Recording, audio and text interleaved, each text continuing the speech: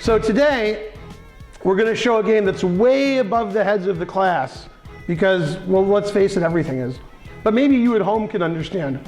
This was the game played a few days ago between the Chinese champion Wei Yi, only 16 years old, and one of the top 5 players in Cuba, Bruzon. Some say Bruzon Batista, but I don't, I say Bruzon.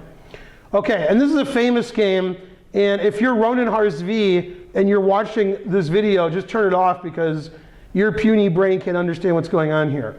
Okay, so this is considered the game of the century, although the century is only 15, 16 years old, right?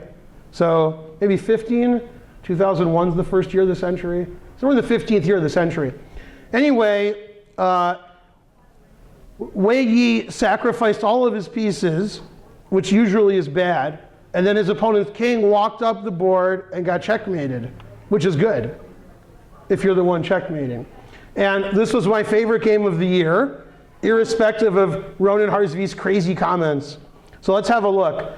They started out with my favorite Sicilian, e4, c5. And White played a very strange move order. He played knight c3 and bishop e2. And this sort of confused Black. So they actually transposed into another variation, the Scheveningen, as they say in Holland, which is actually a resort town, vacation city. And Black eventually just played d6.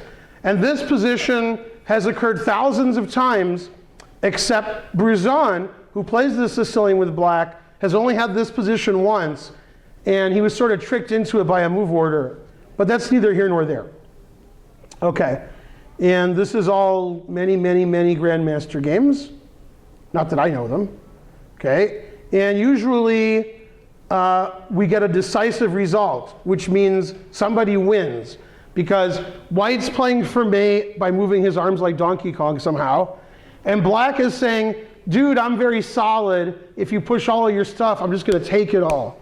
And actually, both happened. So everybody was happy, especially the audience. Queen to d8. And this has all been played before, even though supposedly Bruzon didn't know the opening very well. Okay, so Bruzon is ready for e5. White's not going to play e5, because then the queen and rook will give the beat down on the d file. So he played queen h3, possibly he's going to push here, possibly he's going to play e5 anyway and play for checkmate.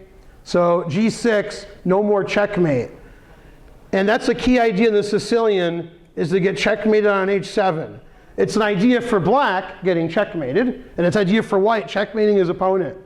Most people don't like to get checkmated, so Black played g6 and blocked the bishop. And then White has something to attack now, so he played f5 and attacked it. And Black played e5, because as you will notice, this pawn is attacked too many times, right? So we gotta get that pawn out of the way. Attacking the bishop. Pawn takes pawn. Oh, bishop e3 was played. I took the pawn. Rook e8, and he takes the pawn. All right, now we're gonna vote. And it's gonna be a small vote here. We got 3 people over here. You can vote at home if you want. We'll tabulate the results later, much later. Would you take with the h pawn, or would you take with the f pawn? Let's vote. Ready to vote? You thinking about it? All right, who would take with the h pawn? Raise your hand. Okay, and who would take with the f pawn? 3-0. Now, your kids in some class for knights, and this guy's a strong grandmaster. Do you think you guys would agree? That's too complicated a question for him. The guy who's playing Black is a grandmaster, much stronger than me, and you're 3 kids sitting in a class. Do you think you 3 kids will agree with the grandmaster? You think the move you decided, that's the move that he played? Think again. H takes G, you take towards the center. Rawr. Okay, and your move's not bad, F takes G, but generally you want everything towards the center. Also, White can't sacrifice his rook for a pawn if you play FG. That makes the game less interesting. Okay, so now I have some people I know. I used to call them friends. Now they're just dumb people. Right? You know what I'm talking about? Yeah, thank you. Man, that was a great joke. Yeah, there you go. Yeah, he got it. Yeah. Okay, so I had friends, and then they were like, this game's no good. The whole game was preparation, you know, and he's lucky. All right, and then my refutation of their idiocy was that in this position, white thought for 30 minutes. And you guys are like, what does that mean? I don't understand that statement. Have any of you ever thought 30 minutes on one move? No. Right. Now, here's what my friends are claiming. You listen over here? Yeah. They said he already had this all figured out before the game, and he just thought 30 minutes to remember it all. Okay, so Wei Yi, who you've never heard of because you're like the worst people ever. Wei Yi is 16 years old, and he's like number 27 in the world. He's the only player in the world under the age of 20 in the top 30 or 40. And he's the champion of China, which has 7 players rated 2,700 and above. I know it's 5 or 6, I'm exaggerating. Quiet back there. Okay, and I'm not talking to you, but I'm talking to the people at home. So Wei Yi is the greatest player ever. Now, I'm not saying he looks like he's 30 and they're lying about his age. I'm not saying that. Okay? Anyway, so Wei Yi played knight to d5. Isn't the knight good in the center? Say yeah. Right? So black is like thinking of an old 70s song, and he says, give me the knight. Now, 99,999 of you, as Christoph Waltz would say, Christoph Waltz said 999% of the time you'd be right. But 0.001% of the time, this is what's happening. If you were white in this position, what would you always play? Always. If you were white in this position, what would you play? It's your white, it's your move. You! Correct.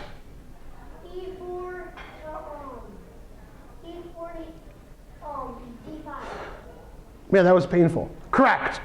And so, every game in chess history ever played, you just take the knight on d5. That's why this game is special. Here, white decided there was something better than taking a knight. What's better than taking a knight without looking at the board? Name things that are better. You. Checkmate. Checkmating your opponent's better than taking a knight. You. Rook. Taking a rook, taking a queen. The best is to checkmate, and so white decided black's king should go for a walk. So white played the craziest move you've ever seen. Rook takes f7. Notice white is threatening checkmate. That would be good for white, right? Now let's go back. White didn't play rook takes f7 last move because you can't jump over the knight. He's like, hey, move your knight away from there, and then I'll take the pawn. Yum, yum, yum. Right? So what did black do about this impending checkmate? What did black do to stop that? What's that louder? Take the rook. And then white played check. Now, let's see who's good at counting. Probably none of you. How many legal moves does black have? How many ways out of check? Okay, 1, 2, 3. Buckle your shoe. Yeah. 2, 3. What do you think, Arjun? How many ways out of check are there? 2. Or no, 3. 3. That's why you went 6, -2 in the tournament. Who won on tie breaks? See, normally there shouldn't be tie breaks when it's 4 out of 4. They should just give you both first place trophy, order a second trophy. I'll see what I can do. But since you got the first place trophy, who cares? Right? All right. So black has 3 ways out of check. King f8, king f6, and king e6. Let's vote. Let's vote for what move you think black played. Who thinks, come on, you've been in my class before. That's not how you vote. Who thinks black played king f8? One person. Who thinks black played king f6? One person. Who thinks black played king e6? And for once in my chess career, the class is correct. King f8 is very, very, very risky because of checkmate. So he didn't do that. King f6 is also checkmate, but it takes 2 moves. Man, I see a lot of different checkmates. I could just take this knight, and I'm threatening rook f1 mate and queen g6 mate. And I'm not good enough to stop them both. Is somebody here good enough to stop them both? Actually, I think I stopped them both. You. Now e4 stops them both. That's what we call a temporary solution. You know what I'm saying? Yeah. Okay, so black played king e6. Now for those of you who showed up late, which is most of you, this game was played last week in the tournament in China, which has 8 very strong Chinese players, a Cuban player, and an Indian player.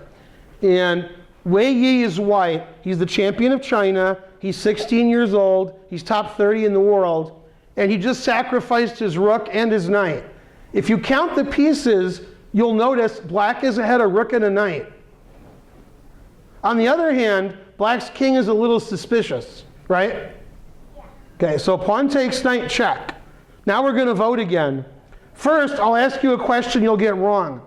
How many legal moves does black have? 3. I don't like the answer 3 because that's correct.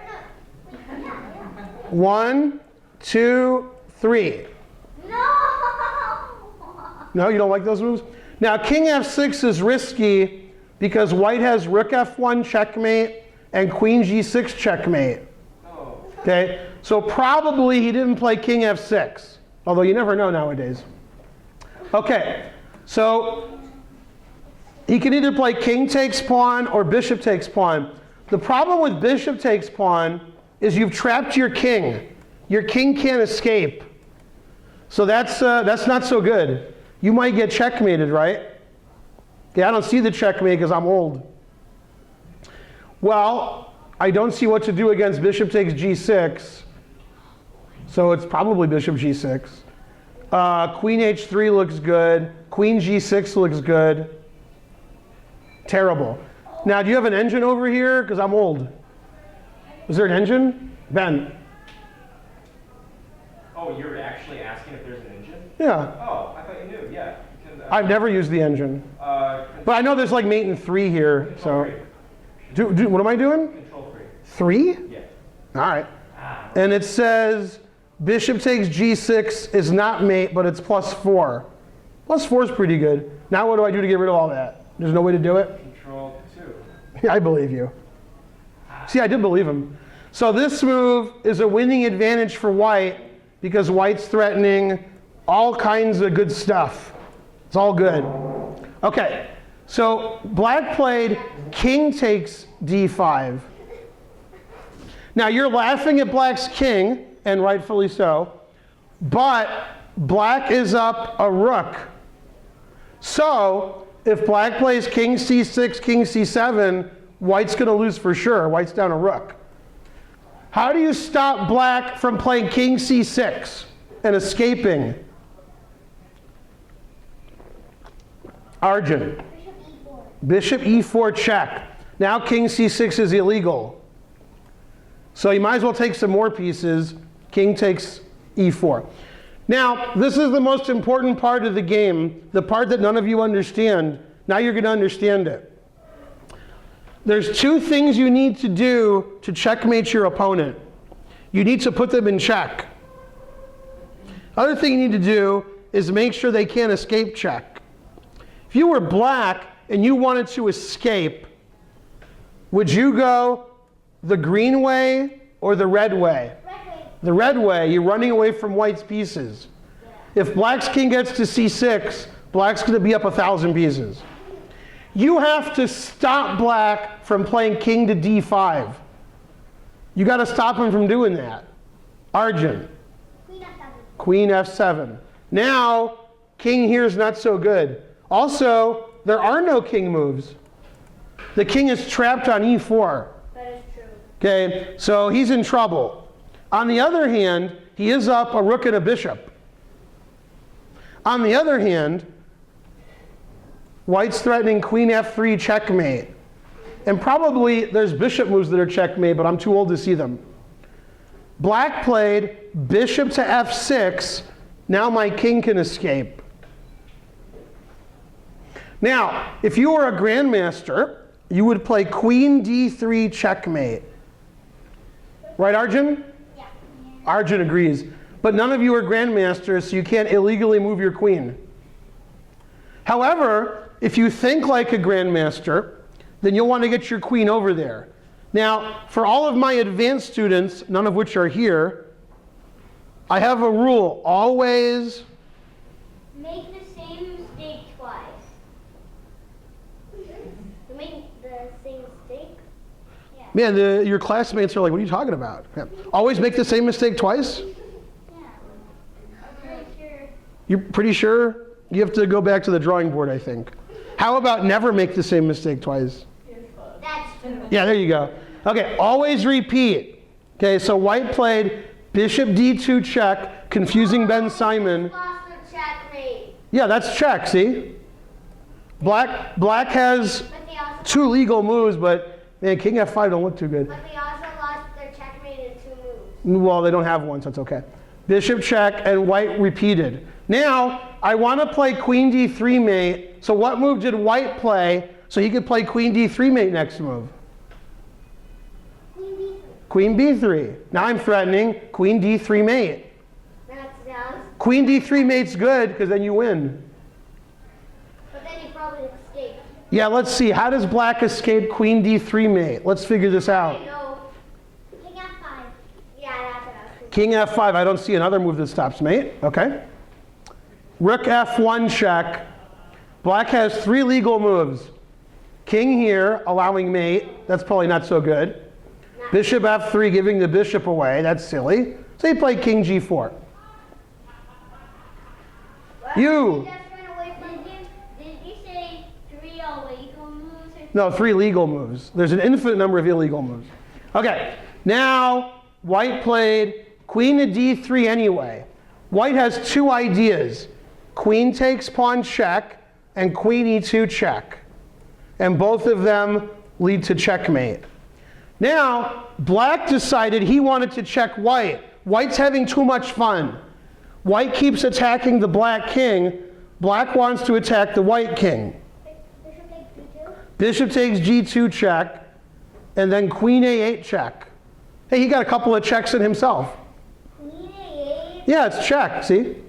It's a long check. Yeah, queen a8, yeah. I wouldn't lie to you. Queen a8 check. I might be teasing, but I'm not. Okay, the king moved out of check. Now, black has to deal with queen e2 check and queen g6 check still. So he played bishop to g5, trade the bishops. If we trade all of the pieces, then black won't get mated. Who wants to trade pieces, black or white? Black. Black. If the pieces are all gone, then black's going to have an extra rook, and black's king won't get checkmated. So white played check, and black moved his king. Does that make sense? Okay. Yeah. He played king h4, and then he checked him again. Check. Now, let's see who the smartest person in the class is. What did black do in this position? There's only one legal move. Who can find it? Yes. H3. H3. Right, well, you wouldn't say h3, you would say King H3. king h3. Right. Now, this looks more like a bug house game than a real game. Looks like a bug house game. Okay, now white played the finishing touch, which ended the game, a very unusual move. So, sometimes in chess, I see it. no. Sometimes in chess, your pieces block your other pieces. For example, in the starting position of chess, your pawns are blocking your king, your queen, your bishops, and your rooks. You can't move those pieces because all your pawns are in the way. If you took all of your pawns off when the game starts, you could move all of your pieces. But those pawns are blocking all of your pieces except the knight. Arjun, make more noise, please. Thank you. Perfect. All right, good job. No, he did good. That gives Ben Simon some editing to do. All right. So, in this position, white has one piece that blocks 2 of his pieces. It's his bishop. It's blocking his rook, and it's blocking his queen. If that bishop wasn't there, white could make all these moves, but he can't do it because the bishop's blocking. I know how to do it. Bishop E1. That guy's correct. You feeling all right? That's right. Bishop E1. As I like to say, always retreat. Okay, now white has a threat because his bishop got out of the way. I'm going to make a dumb move for black to show you white's threat. That's a dumb move. White's threatening rook F3 check. If you take it, that's checkmate. If you don't take it, you'll go here, and I'll go check, and I'll go check, and I'll go checkmate. Yeah. Okay. So I'm threatening rook F3 check, and that leads to checkmate. How does black stop rook F3? Well, there's two ways to do it. Rook F8, that protects F3. Then we trade rooks, and then checkmate. The reason, don't do that. The reason queen G2 wasn't checkmate earlier is because this queen was defending G2. So if you play queen G2, if you play queen G2 and say checkmate, your opponent will play queen G2 and say checkmate. Okay, so you can't do that. All right, now the other way to stop rook F3 check is with the pawn. Is with the pawn. Now the pawn stops rook F3, but it blocks the queen. So now checkmate again. So white's threatening rook F3 with checkmate. Quiet, please. And there's no way to stop it. So now black did something you've never done before. He gave up because he knows he's getting checkmated. So before he got checkmated, he gave up. According to the chess engine, bishop E1 is the only winning move. There is no other move that wins. And it's really winning. It doesn't announce mate, it says like plus 25. Okay. Black gives all his pieces away to stop mate. Not good. Okay. So that was something you don't see very often at the Grandmaster level. Black moving his king around, okay, and getting checkmated. And the reason it wasn't so one-sided, it was close, is because white kept giving all his pieces away. That's something I talked about in the last class, which you weren't at.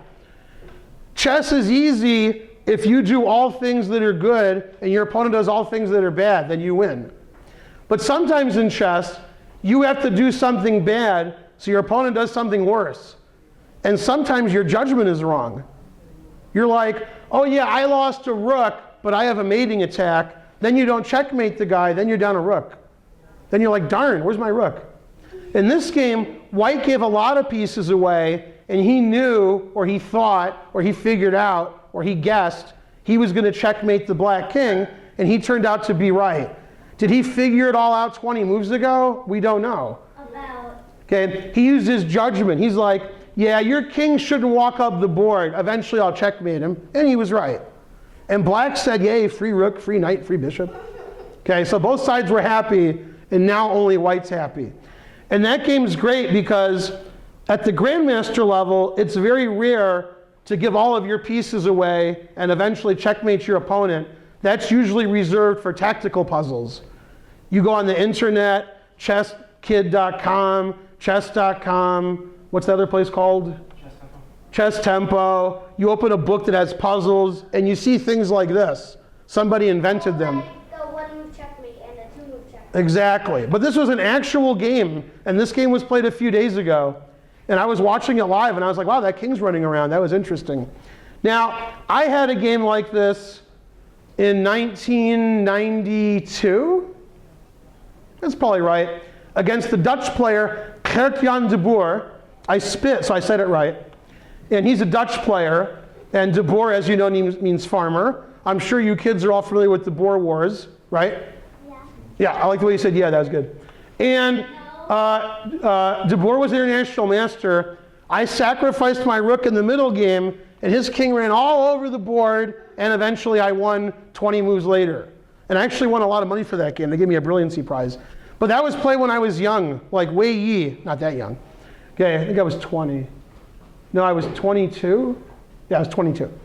Okay, so when I was younger, I'd sacrifice my rook, and the opponent's king would run all over the board, and I'd win. Now that I'm old, I can show you games other people did it, right? And this game just happened a few days ago. That's one good thing about the internet. You can watch games live. You can watch them as they're happening. And then you can see crazy people make crazy comments about them. One day, you'll be that crazy person.